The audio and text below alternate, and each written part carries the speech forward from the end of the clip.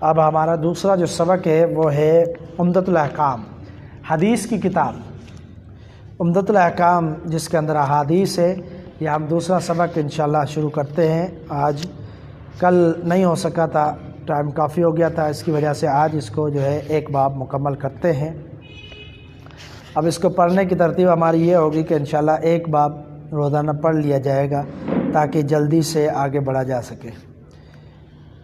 باب دخول الخلاء والاستطابۃ، باب ہے بیت الخلاء میں داخل ہونے کا، قضاء حاجت کے لیے کسی جگہ پر جانے کا، اور استطابہ استنجا کے حوالے سے باب ہے۔ استنجا کرنا، اس کا طریقہ کار شریعت میں کیا ہے، اور بیت الخلاء میں جانا، اس کا طریقہ کار کیا ہے۔ 13، 14، 15، 16، 17، 18 یہ احادیث ہم انشاءاللہ آج پڑھیں گے آپ کے سامنے۔ پہلی حدیث سیدنا انس بن مالک رضی اللہ تعالیٰ عنہ سے فرماتے ان نبی صلی اللہ علیہ وسلم کان اذا دخل الخلاء قال، نبی علیہ الصلوۃ والسلام جب بیت الخلاء میں داخل ہوتے تو آپ فرماتے اللہم انی اعوذ بک من الخبث والخبائث، کہ اے اللہ میں تیری پناہ چاہتا ہوں ناپاک جنوں اور ناپاک جننیوں سے۔ خبث یہ جنوں کی جمع ہے، خبیث ایک کو کہتے ہیں، خبث کہتے ہیں بہت سارے جو خبیث جنات ہوں، اور خبائث یہ خبیثہ کی جمع ہے، اور خبائث کہتے ہیں بہت ساری جن یا ناپاک۔ اصل میں خبیث کا معنی ہوتا ہے ناپاک، تو یہاں پر معنی کیوں کیا گیا؟ تو مراد یہی ہوتا ہے کہ کن سے پناہ مانگی جا رہی ہے اللہ تعالیٰ کی، کن سے بچا جا رہا ہے؟ جنوں اور شیاطین سے۔ اس لیے نبی علیہ الصلوۃ والسلام کی ایک حدیث ہے غالباً سنن ابی داؤد کے اندر، کہ آپ علیہ الصلوۃ والسلام نے فرمایا کہ یہ ان کے آنے جانے کی جگہیں ہیں، شیاطین اور جنات کے آنے جانے کی جگہ ہے، واش روم اور جو گندی جگہیں ہیں، اس لیے جب داخل ہو تو اللہ تعالیٰ کی پناہ چاہو، ان سے پناہ حاصل کرو۔ تو یہاں پر جو خلاء ہے، خلاء کا معنی ہوتا ہے کھلی جگہ، کشادہ جگہ، تو وہاں پر جو ہے ضرور یہ دعا پڑھنی چاہیے۔ مثال کے طور پر آپ میدان میں ہیں، صحرا میں ہے، وہاں پر آپ قضاء حاجت کے لیے جا رہے ہیں، تو وہ بھی ایک کھلی جگہ ہوتی ہے، واش روم بھی ہوتا ہے تو وہ بھی کھلا بنا ہوتا ہے، اس لیے اس کو خلاء کہا جاتا ہے۔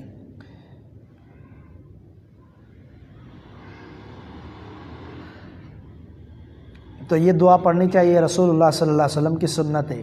ایک روایت اور بھی آتی ہے، اس روایت میں الفاظ یہ ہے کہ جو بندہ اس دعا سے پہلے بسم اللہ پڑھ لے، بسم اللہ پڑھ کے جائے گا تو پھر اس کے لیے یہ فائدہ ہے کہ شیطان، شیاطین اور جنات اس کی سطر کو دیکھ نہیں سکیں گے، اور وہ جو ہے پردہ حائل ہو جائے گا، وہ اس کو پرہانہ حالت میں دیکھ نہیں سکیں گے۔ تو اگر بسم اللہ کا اضافہ کر دیا جائے تو وہ بھی جائز ہے۔ اس کے بعد 14 نمبر جو حدیث ہے وہ ہے ان ابی ایوب الانصاری، سیدنا ابو ایوب انصاری رضی اللہ تعالیٰ عنہ سے روایت ہے۔ یہ وہی صحابی ہیں کہ نبی علیہ الصلوۃ والسلام نے مدینہ میں جا کر ان کے ہاں ٹھہرے تھے۔ پہلے آپ جن کے مہمان بنے تھے وہ ابو ایوب انصاری تھے۔ فرماتے رسول اللہ صلی اللہ علیہ وسلم نے فرمایا اذا اتیتم الغائط، جب تم آؤ پاخانے کے لیے، فلا تستقبلوا القبلۃ بغائط ولا بول، تو قبلے کی رخ نہ کرو، قبلے کی طرف رخ نہ کرو، پیشاب چاہے وہ پاخانہ ہو یا پیشاب ہو، چھوٹا بڑا جس طرح ہم کہتے ہیں، ان دونوں معاملات میں جو ہے رخ نہ کرو قبلے کی طرف۔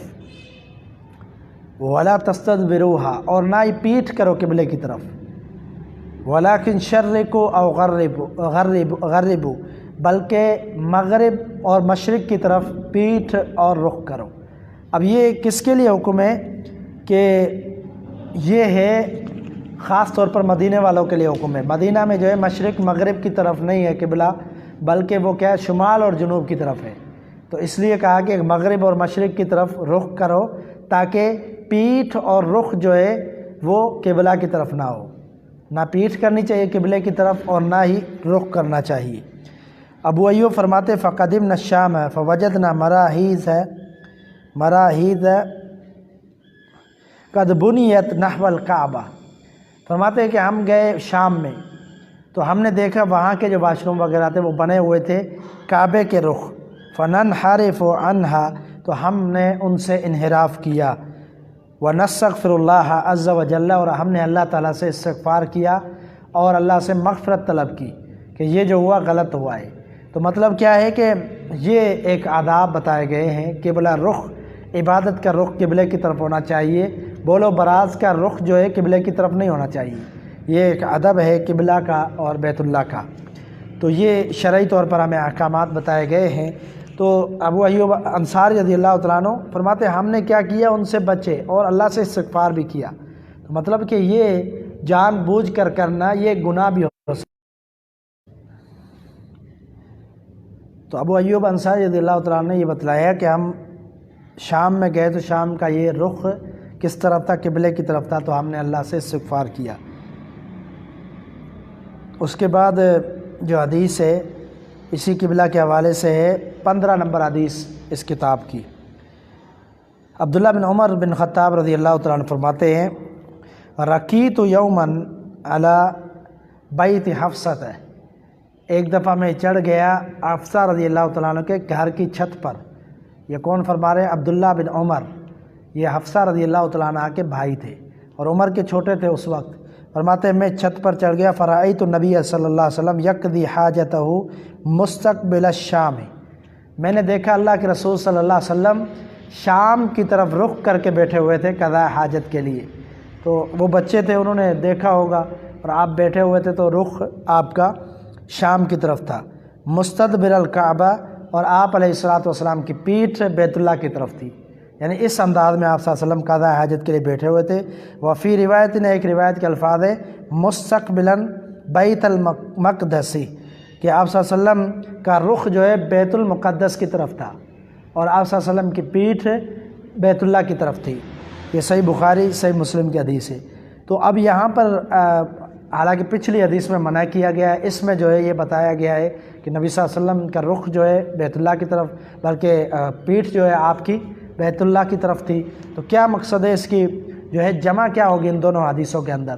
تو تطبیق ان دونوں حدیثوں کی محدثین نے بیان کی ہے۔ تطبیق یہ ہے کہ اگر آپ کا واش روم ہے جو غسل خانہ یا واش روم بیت الخلاء اگر بنا ہوا ہے چار دیواری کے اندر، بند بنا ہوا ہے، اگر بند بنا ہوا ہے تو اس میں اگر آپ کا رخ قبلے کی طرف یا پیٹھ قبلے کی طرف ہو جاتی ہے تو اس میں کوئی مضائقہ نہیں ہے، کیونکہ آپ جو ہے بند جگہ میں ہیں۔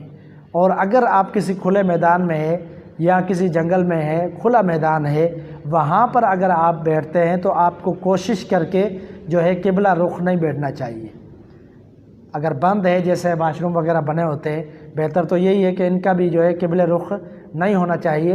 لیکن اگر کوئی ایسی صورتحال نہیں بن سکتی یا ایسی جگہ ہے جہاں پر آپ ان کو قبلے کی رخ سے بچا نہیں سکتے، یعنی ایسے ہی بنانے پڑ جاتے ہیں، کوئی نقشہ ایسا ہوتا ہے جگہ کا، کوئی پلاٹ کا نقشہ ایسا ہوتا ہے، تو پھر بھی کوئی مضائقہ نہیں ہے، کیونکہ اس حدیث میں دلیل ملتی ہے کہ اللہ کے رسول اندر جو بند جو واش روم تھے اس میں کبھی کبھار ایسا ہو سکتا ہے پیٹھ آپ کی بیت اللہ کی طرف یا رخ بیت اللہ کی طرف لیکن بند ہو، تو پھر اس میں شریعت نے سختی نہیں کی، بلکہ اس کے بارے میں کہا گیا ہے جو کھلے میدان میں ہو، کھلا ہو واش روم جیسے دیہات وغیرہ میں ہوتے ہیں زیادہ طور پر، تو ان میں جو ہے خیال کرنا چاہیے۔ اس کی ایک اور دلیل بھی آگے آ رہی ہے۔ سیدنا انس بن مالک رضی اللہ تعالیٰ عنہ فرماتے ہیں، یہ 16ویں حدیث ہے، انہ قال، فرماتے ہیں کان رسول اللہ صلی اللہ علیہ وسلم یدخل الخلاء، نبی علیہ الصلوۃ والسلام داخل ہوتے بیت الخلاء میں، یعنی آپ ارادہ کرتے قضاء حاجت کا، آپ نکلتے داخل ہوتے یعنی میدان کی طرف، فاحمل انا وغلام نحوی اداوۃ من ماء وعنز، تو میں اٹھاتا اور میرے جیسا غلام دوسرا، یعنی میرے جیسا دوسرا بچہ ہوتا میری عمر کا، ہم دونوں کیا کرتے تھے کہ پانی اور ایک نیزہ ساتھ لیتے تھے، نیزہ اور پانی، برچھی جس کو کہتے ہیں، برچھی اور جو ہے پانی ساتھ لیتے تھے۔ فیستنجی بالماء، تو رسول اللہ صلی اللہ علیہ وسلم استنجا کرتے تھے پانی کے ساتھ، تو پھر نیزہ لینے کی کیا ضرورت ہے؟ اس حوالے سے جو محدثین نے بیان کیا ہے، انزہ کہتے ہیں چھوٹا جو ہے وہ نیزہ ہوتا ہے، چھوٹی برچھی ہوتی ہے چاقو کی طرح جو ہوتا ہے، اور اداوا کہتے ہیں برتن کو، چھوٹے برتن کو۔ تو یہ آپ کیوں اٹھاتے تھے؟ اس لیے کہ محدثین کہتے ہیں نبی صلی اللہ علیہ وسلم قضاء حاجت کے لیے جاتے تو آپ اپنے آگے سے پردہ کرنا چاہتے، تو کس طرح پردہ کرتے کہ آپ جو ہے وہ گاڑ کر اس پر کوئی کپڑا ڈال دیتے تھے، اس پر کوئی کپڑا ڈال دیتے تھے تاکہ سامنے نظر نہ آئے۔ اور دوسری اس کی وجہ یہ بھی بیان کی گئی ہے کہ کوئی اگر سخت زمین ہوتی تھی تو آپ صلی اللہ علیہ وسلم اس کو نرم کرتے تھے تاکہ پیشاب کے چھینٹوں سے بچا جا سکے۔ تو ایک وجہ یہ ہے کہ آپ اسے آڑ کرتے تھے، وہ لگا کر اس پر کپڑا ڈال دیتے تھے تاکہ کچھ پردہ ہو جائے۔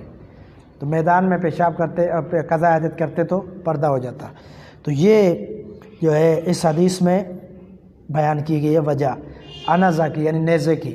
تو اس حدیث میں بھی پتہ چلا کہ آپ جو ہے اوٹ حاصل کر لیتے تھے، اس کے ذریعے تو جو آپ جو ہے قضاء حاجت کرتے اور پردہ کر لیتے تھے۔ تو اگر میدان کے اندر اگر ایسا معاملہ پیش آیا، آپ میدان کے اندر کر رہے یا سفر میں جا رہے کہیں، تو اس میں جو ہے کوشش کر کے یہ کریں کہ آپ کو قبلے کا پتہ ہو تو قبلہ رخ نہ بیٹھے، نہ ہی پیٹھ قبلے کی طرف کریں۔ اگر آپ کو پتہ نہیں ہے تو پھر اللہ تعالیٰ معاف کرنے والا ہے۔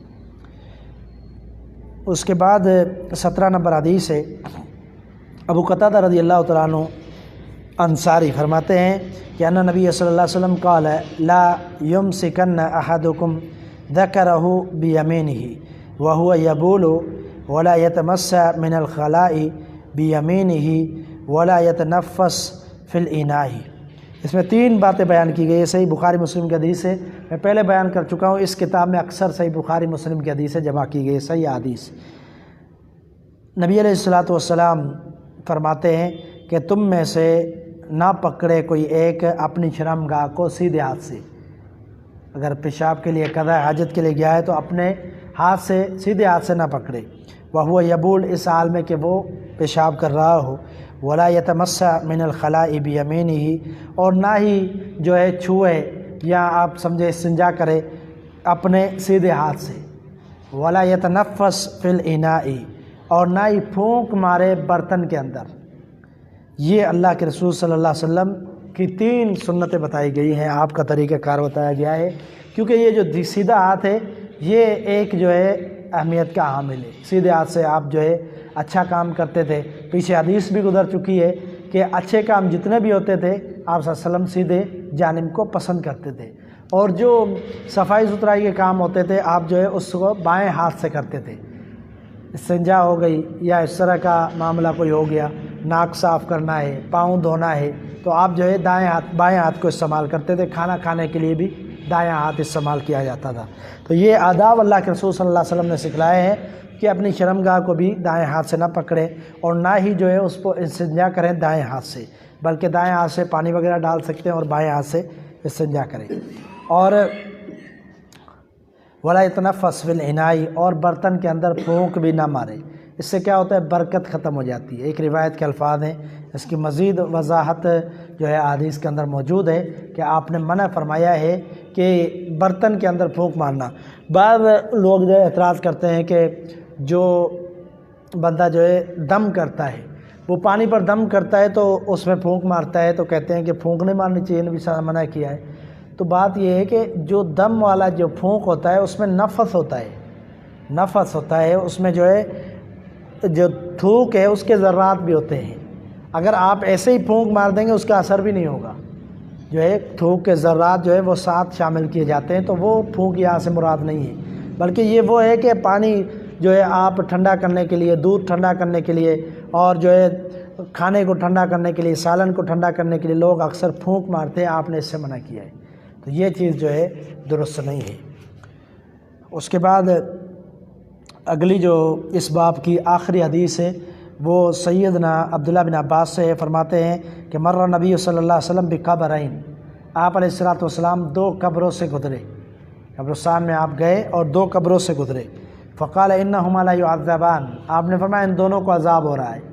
قبروں کے درمیان سے آپ گزرے، ایک طرف قبر دوسری طرف قبر، آپ نے فرمایا ان دونوں کو عذاب ہو رہا ہے۔ وما يعذبان من فی کبیر، فرمایا کسی بڑے جرم کی وجہ سے نہیں، بہت بڑا کوئی ان کا جرم نہیں تھا، بہت بڑی خطا نہیں تھی۔ یعنی یہ کیوں آپ نے کہا؟ اس لیے کہ لوگوں کی نظر میں وہ بڑی خطا نہیں ہے، حالانکہ بڑی خطا ہے۔ آپ نے یہ سمجھانے کے لیے کہا کہ ان کا کوئی بڑا جرم نہیں تھا۔ اما احدہما، بس ان میں سے ایک کیا تھا، کیا کرتا تھا؟ فکان لا یستتر من البول، اور پیشاب کے چھینٹوں سے نہیں بچتا تھا۔ ایک کا یہ معاملہ تھا، یہ گناہ تھا، یہ خطا تھی کہ وہ پیشاب کرتے ہوئے خیال نہیں کرتا تھا، جیسا کہ اکثر طور پر آج معاشرے میں ہوتا ہے، بغیر استنجا کے پیشاب کیا جاتا ہے اکثر طور پر۔ جو باہر آپ دیکھتے ہیں دکان والے ہوتے ہیں یا تاجر لوگ ہوتے ہیں، اکثر جو ہے نا 2 منٹ کے لیے پیشاب کیا اور کھڑے ہو گئے چلے گئے۔ یہاں تک معاملہ ہے کہ استنجا کرتے ہی نہیں ہے، پانی کی کوئی پرواہ نہیں کرتے۔ حالانکہ حدیث کیا کہتی ہے، نبی صلی اللہ علیہ وسلم کا طریقہ کار کیا تھا، پانی نہ ہو تو ڈھیلے استعمال کرو، یعنی اتنا سخت حکم ہے طہارت کے حوالے سے، لیکن نہیں کیا جاتا۔ آپ نے فرمایا الطہور شطر الایمان، یہ جو طہارت ہے یہ آدھا ایمان ہے۔ طہارت نہیں ہے، صفائی نہیں ہے، استنجا نہیں ہے تو وہ تو بے ایمان شخص ہے، اس کا ایمان مکمل نہیں ہے۔ تو یہاں پر بھی اللہ کے رسول صلی اللہ علیہ وسلم نے فرمایا کہ یہ عذاب کیوں ہو رہا ہے ان کو، ان میں سے ایک وہ تھا جو پیشاب کی چھینٹوں سے نہیں بچتا تھا، یعنی یہ اس کا جرم تھا۔ وَأَمَّا الْآخَرُ فَكَانَ يَمْشِي بِالنَّمِيمَةِ، یہ جو ہے چلتا تھا چغل خوریوں کے ساتھ، چغل خوری کرتا تھا، یعنی کیا کہ ایک کی بات دوسرے تک پہنچانا، اس کو جو ہے نا ملاوٹ کر کے آگے پیچھے کر کے، اور دوسرے کی بات اس تک پہنچانا دونوں کو لڑانے کی نیت سے، اس کو کہتے ہیں چغل خوری۔ ان کو آپس میں فتنہ ڈالنا، آپس میں لڑائی ڈالنا، جھگڑا کروانا، فسادی شخص کا یہ کام ہوتا ہے، فتنہ باز اور منافق شخص کا یہ کام ہوتا ہے۔ تو آپ نے فرمایا یہ ایک ایسے کرتا تھا، ایک جو ہے پیشاب کے چھینٹوں سے نہیں بچتا تھا، تو یہ ان کو سزا مل رہی ہے، دونوں کو عذاب ہو رہا ہے۔ فَأَخَذَ جَرِيدَةً رَطْبَةً، آپ علیہ السلام نے ایک جو ہے پودا لگا ہوا تھا، آپ نے جو ہے نا اس کی جو ہے نا ٹہنیاں لی، جو سوکھی ہوئی نہیں تھی بلکہ تر و تازہ تھی، آپ نے وہ اٹھائی اور توڑی۔ فشقها نصفین، ان کو 2 ٹکڑوں میں کیا۔ فغرز فی کل قبر واحدۃ، آپ صلی اللہ علیہ وسلم نے ہر ایک قبر پر، یعنی دونوں قبروں پر، ان میں سے ایک ایک حصہ گاڑ دیا، 2 ٹکڑے کیے، ایک ٹکڑا اس پہ گاڑ دیا، ایک اس پہ۔ فقالوا، تو صحابہ نے فرمایا یا رسول اللہ، اے اللہ کے رسول صلی اللہ علیہ وسلم، لما فعلت ھذا، آپ نے یہ کیوں کیا؟ تو آپ نے فرمایا کہ لعلہ یخفف عنہما ما لم ییبسا، فرمایا کہ یخفف عنہما ما لم ییبسا، شاید کہ اس کی وجہ سے اللہ تعالیٰ ان کے عذاب میں تھوڑی نرمی کر دے، تخفیف کر دے، کچھ دیر عذاب سے بچا لے۔ یہ روایت صحیح بخاری مسلم میں۔ اب یہ کیا ہے کہ یہ نبی صلی اللہ علیہ وسلم نے کیا ہے، یہ اللہ تعالیٰ کی طرف سے وحی ہوئی، آپ کو پتہ چلا۔ اب اس کا ہرگز یہ معنی نہیں ہے کہ نبی علیہ السلام کو پتہ تھا اور آپ نے آواز سنی یا ایسا معاملہ ہوا، نہیں، آپ کو وحی کے ذریعے بتایا گیا تھا کہ صحابہ ساتھ تھے، ان کو نصیحت ہو کہ اس وجہ سے بھی عذاب ہوگا قبر کا۔ بہت سارے مقامات پر نبی صلی اللہ علیہ وسلم نے اس طرح کی باتیں کی تاکہ لوگوں کو سمجھایا جائے مسئلہ۔ تو وہاں پر کیوں کیا؟ اللہ تعالیٰ کی طرف سے وحی آئی، آپ نے بتلایا کہ یہ عذاب ہو رہا ہے، بذات خود آپ علم نہیں رکھتے تھے، اور یہ مشروع عمل جو ہے نبی صلی اللہ علیہ وسلم کی سنت اور طریقہ تھا، یہ ہر کسی کے لیے نہیں ہے کہ ہر کوئی بندہ، آج کل ایسے ہوتا ہے مردہ دفنانے کے بعد ایسے ہی جو ہے لوگ جو ہے اس حدیث کے مطابق بہت سارے لوگ جو ہے ٹہنیاں لیتے اور گاڑ دیتے ہیں۔ تو آپ کے اندر اور محمد صلی اللہ علیہ وسلم کے اندر بڑا فرق ہے، آپ اللہ کے رسول تھے، آپ نے اگر گاڑی تو آپ نے دعا بھی کر دی ہوگی کہ اللہ تعالیٰ ان کی تخفیف کر لے۔ تو اس کے حوالے سے اور کوئی مزید بڑی لمبی چوڑی اس کی وضاحت نہیں ملتی، جو جتنا ملتا ہے ہمیں اتنا ایمان رکھتا ہے، ایک ایمان رکھنا ہے، اور ہم نے سمجھنا ہے کہ اللہ کے رسول نے کیا تھا یہ عمل، ہر کسی کو اجازت نہیں تھی، نہ یہ آپ نے کسی کو اجازت دی۔ اس کے بعد صحابہ کی زندگیاں گزری ہے، کسی صحابی نے یہ عمل نہیں کیا، اور پھر آج بھی دیکھا جائے تو ہمیں کیا پتہ کہ کون سی قبر میں عذاب ہو رہا ہے، کون سی قبر میں نہیں ہو رہا۔ یہ کوئی عمل ضروری نہیں ہے کہ ہر کوئی کرے، بلکہ آپ نے کیا تو آپ نے جو ہے ان کے لیے دعا کی ہوگی، اور اللہ سے امید تھی آپ کی، اور آپ اللہ کے پیغمبر تھے، اور اس شفقت سے آپ نے لگائی تاکہ ان کے عذاب میں کوئی نرمی ہو جائے۔ تو یہ آپ صلی اللہ علیہ وسلم کا عمل تھا، خاص تھا، بہت سارے مسائل، بہت سارے معاملات نبی کے ساتھ خاص ہوتے ہیں، تو یہ آپ کا خاصہ تھا، کسی اور امتی کے لیے یہ عمل نہیں ہے کہ کوئی ولی، کوئی بزرگ، کوئی پیر، کوئی عالم، کوئی مفتی جو ہے یہ کام کرے، تو ان کے لیے یہ سنت نہیں ہے، نہ ہی یہ طریقہ کرنا چاہیے، بلکہ یہ بدعت میں شمار ہوگا، کیونکہ سنت وہی عمل ہے جو اللہ کے رسول نے کیا، بعد میں آپ کے صحابہ نے مسلسل کیا ہو، یہ سنت ہے، یہ آپ کا طریقہ ہے۔ جو آپ نے کیا صحابہ نے نہیں کیا، یہ آپ کا خاصہ ہے، کسی اور کے لیے اجازت نہیں ہے۔ تو یہ معاملہ بھی اسی طرح ہے کہ جہاں تک حدیث بیان کی گئی وہاں تک ہمیں ایمان رکھنا چاہیے کہ ہاں ہم مانتے ہیں اللہ کے رسول نے یہ عمل کیا، اللہ کی طرف سے حکم ہوگا، اس لیے عذاب میں تخفیف ہوئی ہوگی، ہمارے لیے یہ معاملہ نہیں ہے۔